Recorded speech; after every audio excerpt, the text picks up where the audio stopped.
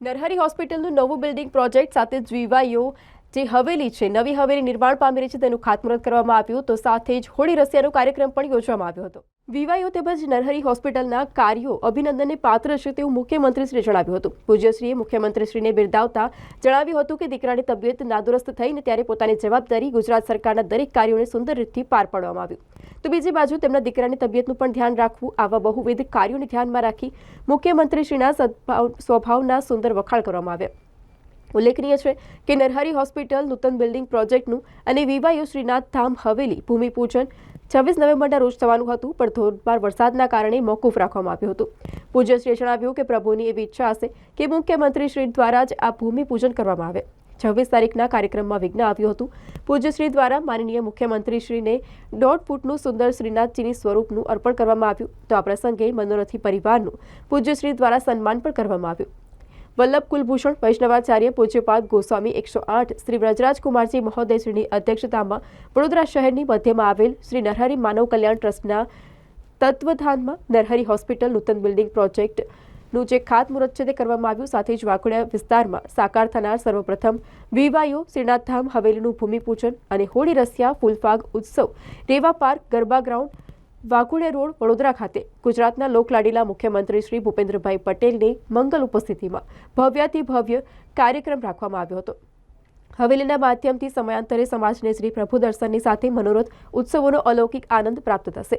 તો આ સાથે જ બાળકો યુવાનોને સમર્પિત જ્ઞાનલક્ષી પ્રવૃત્તિઓ મહિલાઓ અર્થે પ્રેરણાત્મક શિબિર એવં પ્રવૃત્તિઓ વડીલો અર્થે રોચક કાર્યક્રમો આ સંકુલના માધ્યમથી સાકાર થશે જે સમાજના તમામ વયના લોકોને અનેક પ્રકારે લાભાન્વિત કરશે। 3 થી 6 વર્ષના બાળકોમાં ધાર્મિક સંસ્કારોને ઉજાગર કરી નાનપણથી જ તેઓ સંસ્કૃતિની છત્રછાયામાં જીવનને સાચી દિશામાં દોરી આત્મકલ્યાણનો અવસર પામી શકે તે પ્રકારે પ્રી સ્કૂલ કાર્યરત કરવામાં આવશે। તો હવેલીના મુખ્ય મનોરથી ભગવદીય શ્રી કિરીટ શાહ છે। ભૂમિપૂજનના સમગ્ર આયોજનમાં મુખ્ય સેવાર્થી રૂપે ભગવદીય શ્રી શૈલેષભાઈ મહેતા સોટા પરિવારે સમગ્ર આયોજનને સુંદર રીતથી સાકાર કરવા સેવા જે છે તે પ્રદાન કરી હતી। વ્રજરાજકુમારજી મહોદય શ્રી દિવ્ય આભા તેજપુંજ અને જ્ઞાન રોશની ધારક તથા પૂજ્યશ્રીની ચેતના સમસ્ત સૃષ્ટિનું કલ્યાણ વાંછી રહી છે। આપશ્રીના શ્રી ચરણારવિંદમાં ભાવવંદન સહ માલ્યાર્પણ દ્વારા આશીર્વાદ ગ્રાહ્ય કરી રહ્યા છે। મુખ્યમંત્રી મૃદુ મક્કમ અને અડગ મનોબળ જોરદાર તાળીઓના ગડગડાટ સાથે આ પળોને વ્રજરાજકુમારજી મહોદય શ્રી દિવ્ય આભા તેજપુંજ અને જ્ઞાન રોશની ધારક તથા પૂજ્યશ્રીની ચેતના સમસ્ત સૃષ્ટિનું કલ્યાણ વાંછી રહી છે। આપશ્રીના શ્રી ચરણારવિંદમાં ભાવવંદન સહ માલ્યાર્પણ દ્વારા આશીર્વાદ ગ્રાહ્ય કરી રહ્યા છે। શૈલેષભાઈ મહેતા પરિવારને તથા આશીર્વાદ ગ્રહણ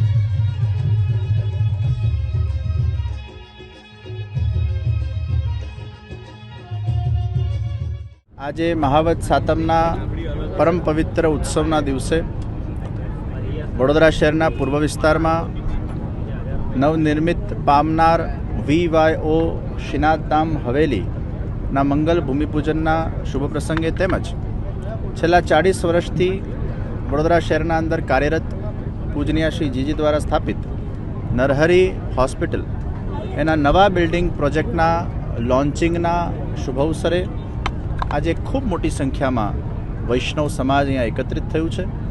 ગુજરાત રાજ્યના માનનીય મુખ્યમંત્રી શ્રી ભૂપેન્દ્રભાઈ પટેલજીના સ્વહસ્તે આજે આ બંને પ્રોજેક્ટનું શુભારંભ કરવામાં આવ્યું છે. મને નિશ્ચિત વિશ્વાસ છે કે વડોદરા શહેરના અંદર નવી હોસ્પિટલ જે બનશે, જેમાં neurology, nephrology, urology, dental, x-ray, sonography અને વગેરે વગેરે અનેક પ્રકારની સ્પેશિયાલિટી એમાં ઉપલબ્ધ છે. બ્લડ બેંક પણ ઉપલબ્ધ છે, ફાર્મસી પણ ઉપલબ્ધ છે. 24 કલાક ઇમરજન્સીની બધી જ પ્રકારની સારવાર એમાં ઉપલબ્ધ થશે. 100 બેડની આ હોસ્પિટલ બનશે. 20થી પણ વધારે સારા એના અંદર ડિલક્સ રૂમોની વ્યવસ્થા છે, આઈસીયુની વ્યવસ્થા છે. અને એ રીતે આ આખી હોસ્પિટલ વડોદરાના દર્દીઓ માટે હમદર્દ બનશે. અને બધા જ ટ્રસ્ટીઓ અથાગ પ્રયાસ કરી રહ્યા છે.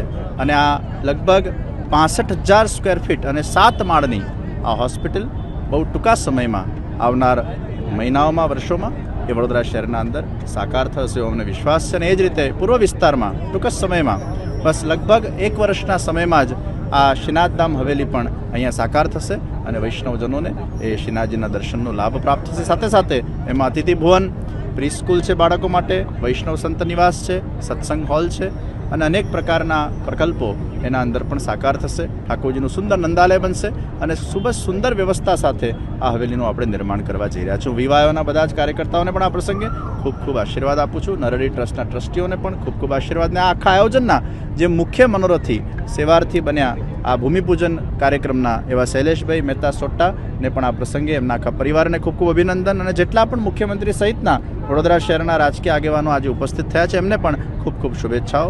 શુભમ ભવતુ. પૂર્વ વિસ્તારમાં હોળી રસિયા મહોત્સવનું પણ ખૂબ સુંદર આયોજન કરવામાં આવ્યું છે. સુરતથી આખી રસિયાની ટીમ અહીંયા આવી છે અને બસ ટૂંક જ સમયમાં અત્યારે અહીંયા હોળી રસિયા કાર્યક્રમનું આયોજન થશે, ફૂલ ફાગ મહોત્સવનું આયોજન થશે, પુષ્પવૃષ્ટિઓ કરવામાં આવશે અને આ સુંદર ઉત્સવને ઉજવવામાં આવશે.